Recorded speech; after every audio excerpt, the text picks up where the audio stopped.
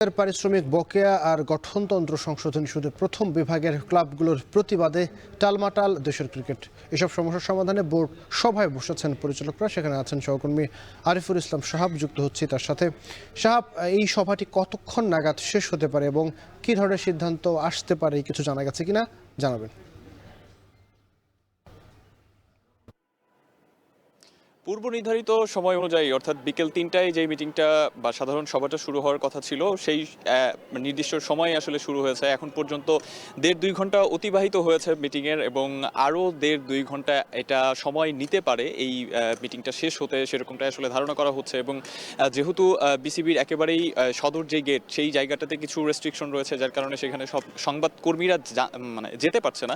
তবে যতটুকু বিভিন্ন মাধ্যমে আমরা জানতে পেরেছি যে ইতিমধ্যেই চট্টগ্রাম বা চিটাগং কিংসের যিনি মালিক তার সঙ্গে সামির কাদির চৌধুরীর সঙ্গে বিসিবির কর্মকর্তাদের কথা হয়েছে একজন প্লেয়ারের যেই বেতন নিয়ে আসলে এখন পর্যন্ত একটু টানপোড়েন চলছে বা সেটা নিয়ে তিনি আশ্বাস দিয়েছেন যে তার সঙ্গে কথা বলে সেটা তিনি পরিশোধ করবেন। একই সঙ্গে অন্যান্য ফ্র্যাঞ্চাইজির সঙ্গেও কথা বলার কথা রয়েছে বিসিবি পরিচালকদের এবং এই বোর্ড মিটিংয়ে সেগুলো নিয়ে হয়তো বা সিদ্ধান্তও আসতে পারে। আমরা যতটুকু পর্যন্ত জানতে পেরেছি যে বিসিবির এই সাধারণ সভায় এখন পর্যন্ত ৯ জন বোর্ড পরিচালক সেখানে আছেন বা এই মিটিংটাতে অংশ নিয়েছেন এবং সেখান থেকে বেশ কিছু গঠনতন্ত্র বিষয়ে সিদ্ধান্ত আসতে পারে। যেই বিষয়টা নিয়ে আসলে অনেক বেশি ক্লাব মালিক পক্ষের সাথে বা ক্লাবগুলোর মুখপাত্র যারা আছেন তাদের সাথে যেই বিবাদটা আসলে বিসিবির, সেই ব্যাপারটি হলো যে ৭৬ জন কাউন্সিলর থাকেন বিসিবির বিভিন্ন পর্যায়ের দায়িত্বরত এবং বিসিবির সাথে কানেক্টেড।